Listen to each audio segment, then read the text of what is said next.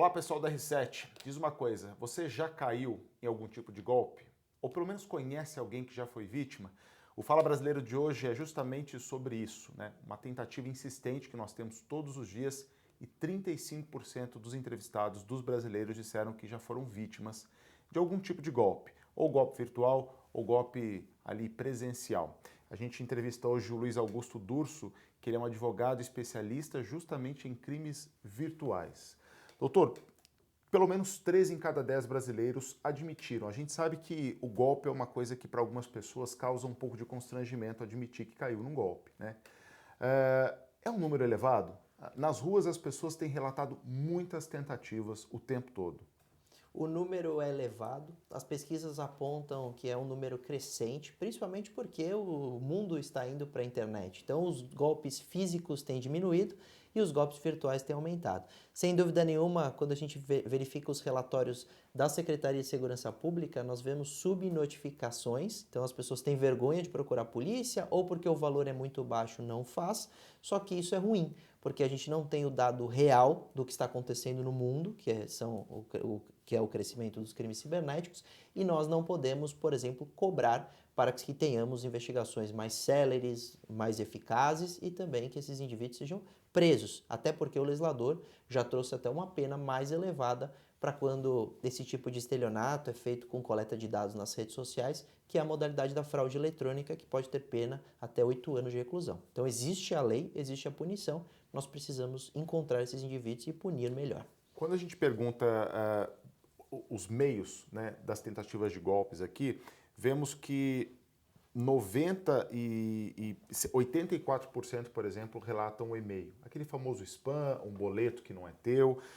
Depois a gente vem aqui, tentativa de golpe por telefone de forma geral, 58% das pessoas. Aplicativo de mensagem, 91%. Hoje, o celular ou o computador, ele é um meio muito utilizado É pelos um, estelionatários. Sem dúvida nenhuma. É um meio em que os estelionatários têm um contato direto com essas vítimas. Elas estão sempre utilizando, por exemplo, esses aplicativos de comunicação e são abordadas em um momento, muitas vezes, de distração.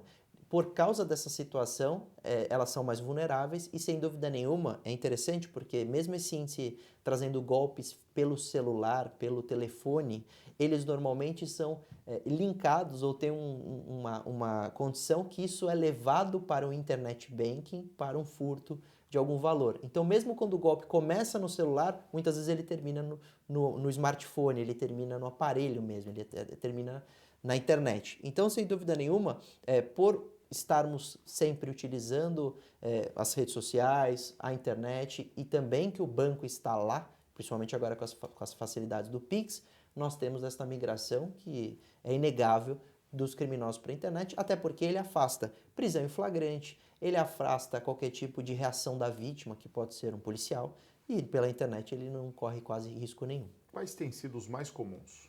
Olha, você bem relatou a quantidade enorme de spam, o que a gente chama de phishing, e este golpe phishing pode também ser o início de um golpe mais sofisticado, porque o phishing do spam, às vezes é apenas para coletar dados. E aí, conhecendo aquela vítima, porque ela preencheu um formulário acreditando estar participando de uma promoção, o criminoso entra em contato e normalmente o objetivo é financeiro. Ele quer subtrair um dinheiro daquela vítima. Explicar para as pessoas esse termo phishing, né, vem de pescaria, justamente porque eles disparam uma quantidade enorme de iscas ali, um link, alguma coisa, e algumas pessoas eventualmente vão ser fisgadas, vão cair. É isso mesmo, uma mensagem padrão que é enviada por e-mail e agora, inclusive, está sendo migrada para as redes sociais e com aplicativos de comunicação. Nós tivemos recentemente o golpe do falso emprego. Então, anunciaram que uma empresa grande estaria contratando pessoas e nós temos um índice muito grande de desemprego, interesse nessa área, e as pessoas clicavam num link enviado por esses aplicativos de comunicação e tinha a obrigatoriedade de um preenchimento de cadastro para a coleta de dados para esses criminosos utilizarem. Doutor, esses golpistas, eles acompanham aí as facilidades trazidas pela tecnologia e também, geralmente, estão contextualizados, né? Você citou a questão do desemprego. Eles, na época da pandemia, os benefícios. Perfeito. Então, sempre tem um gancho em algo que esteja evidente na população. Sem dúvida nenhuma. Eles procuram o que está inserido naquele contexto e que seria um interesse momentâneo naquela situação e vão utilizar. Então, desde venda de celulares, vendas falsas de veículos, mas também golpes são criados em momentos específicos. Então, perto do Natal, nós temos os golpes relacionados às compras natalinas.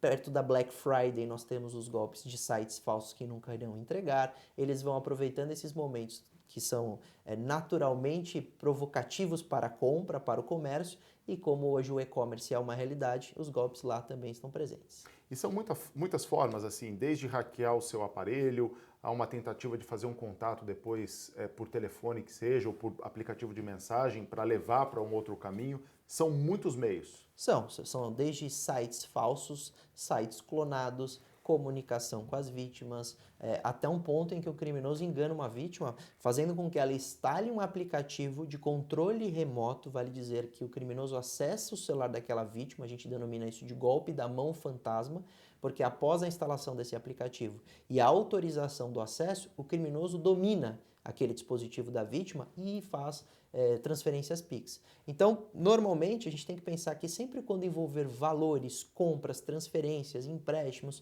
isso deve ser redobrada a atenção naquele momento e toda a preocupação, toda a desconfiança é válida. Doutora, no começo da entrevista, você citou a mudança na legislação. O que nós temos hoje de previsão de punição para essas pessoas é o suficiente? O que a gente está precisando é aplicar mais do ponto de vista de investigar, encontrar essas pessoas, ou a legislação precisa ainda ser mais dura? Uma alteração legislativa é necessária, principalmente para conseguirmos melhorar a investigação. Nós temos o Marco Civil da Internet, que criou burocracias para quebrar IPs, para identificação de usuários.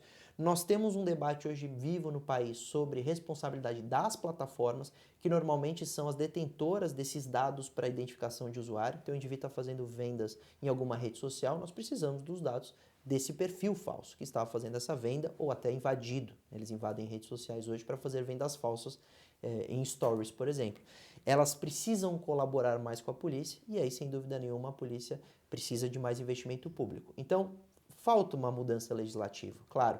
A mudança no âmbito penal hoje não é tão necessária, porque nós temos já as previsões da maioria dos crimes cometidos pela internet. Acontece que a investigação hoje é muito burocrática e complexa e também, de alguma forma, encontrar fisicamente esse criminoso também é uma dificuldade muito grande, mas não significa impunidade. Todos os dias nós verificamos prisões desses autores que estão cometendo crimes pela internet. Eles não estão escondidos, estão do outro lado da tela, mas não escondidos. Eles estão parcialmente preservados, com uma sensação de impunidade muito viva, que é uma mera ilusão. A polícia, inclusive em vários estados nós temos delegacias especializadas que fazem um trabalho muito competente para encontrar essas pessoas e puni-los no rigor da lei que já hoje é prevista, principalmente no Código Penal.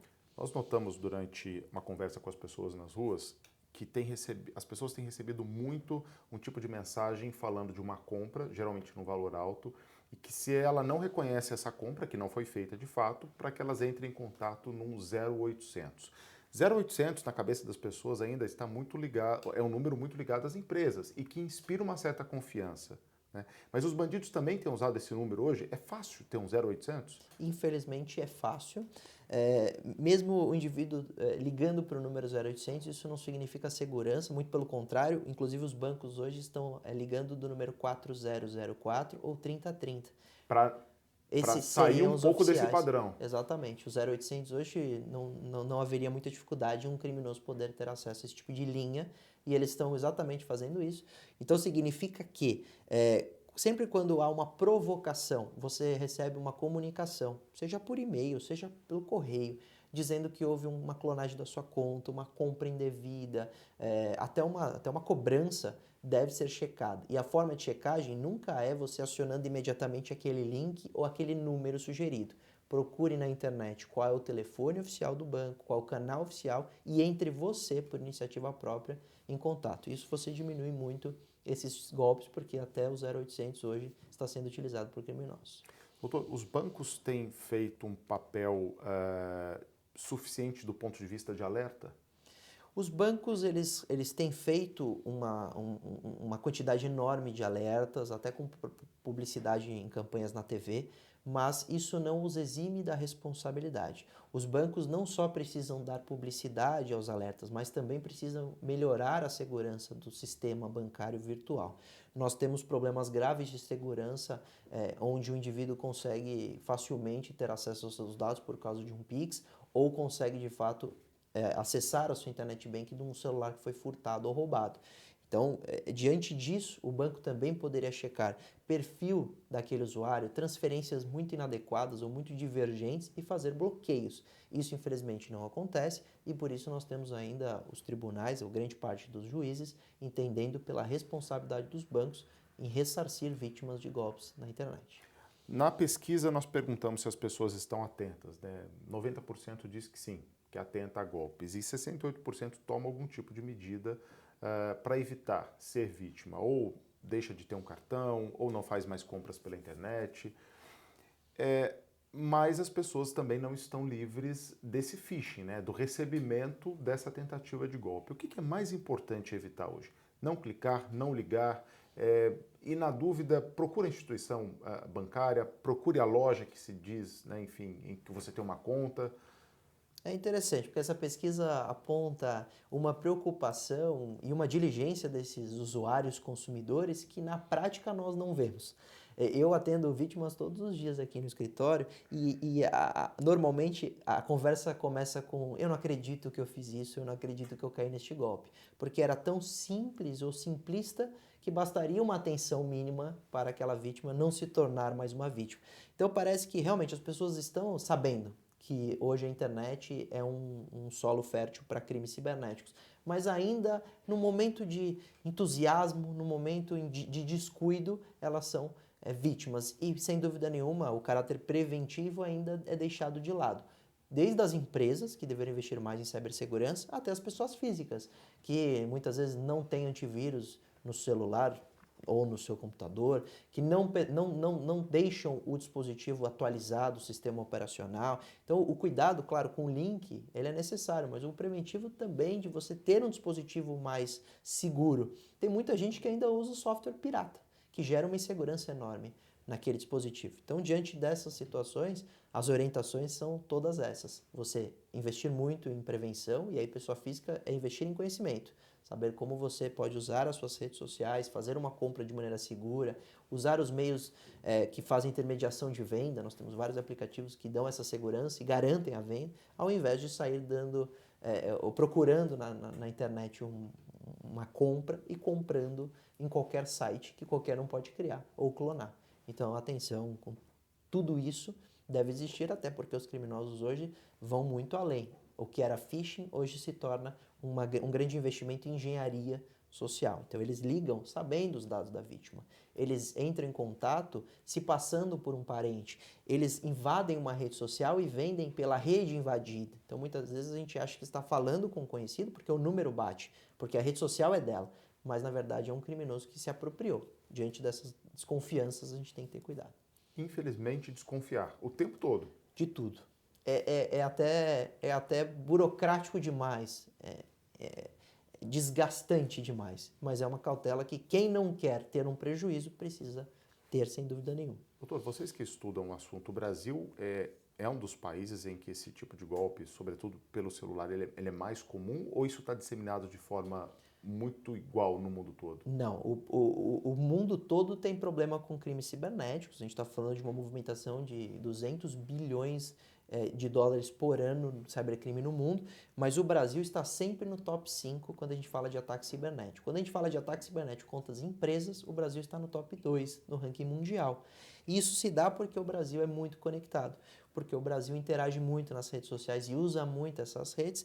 O Brasil tem pouco conhecimento técnico, infelizmente a gente tem uma porcentagem muito vulnerável. O Brasil é enorme e sem dúvida nenhuma, não investe adequadamente em cibersegurança. Por isso nós somos um solo de absoluta impunidade na maioria dos casos e também de muito crime cibernético. A gente está sempre no top 5. Agora, não conseguindo evitar o golpe, é importante registrar o boletim de ocorrência sempre. Sempre. Mesmo o valor sendo baixo, o boletim de ocorrência é um documento que comprova que aquela pessoa foi vítima de um crime, que pode dar ensejo a uma instauração de um inquérito policial, uma investigação da polícia para encontrar esse autor, e mesmo o valor sendo baixo, serve de relatório, índice, para mostrar que esses crimes, como por exemplo o estelionato, realmente está migrando para a internet e precisa o Estado ter mais cautela com isso. Além disso, você tem outras medidas que podem ser relevantes. Quando envolver dinheiro, procure sempre denunciar nos bancos,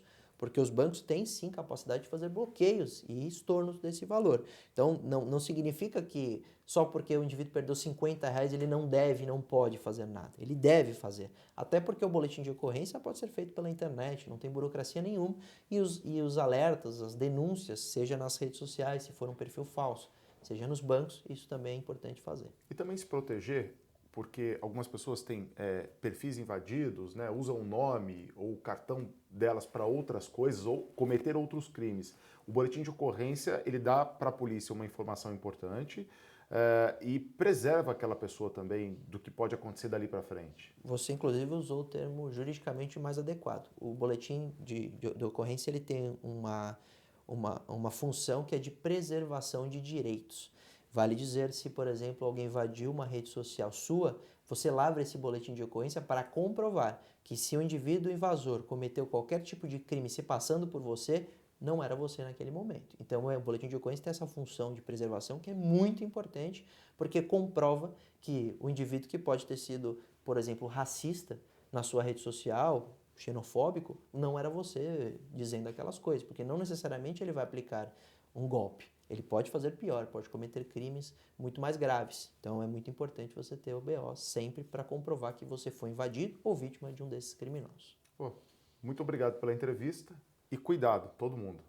Todo cuidado é pouco, mas é uma sugestão que realmente é eficiente você checar, porque 90%, mais de 90%, os criminosos vão sempre tentar acelerar. Então é aquele carro que o preço é imediato, vai parar de vender, vai acabar aquela promoção, aquele site vai sair do ar, sempre é muito rápido. Se você tiver um dia para pensar, você já vai conseguir diminuir muito esse índice e não será vítima, ou pelo menos diminuirá muito a chance de ser vítima desses criminosos. Tá ótimo. Muito obrigado pela entrevista. A gente fica aqui com mais essa edição do Fala Brasileiro e alertando mais uma vez, cuidado, cuidado e mais cuidado.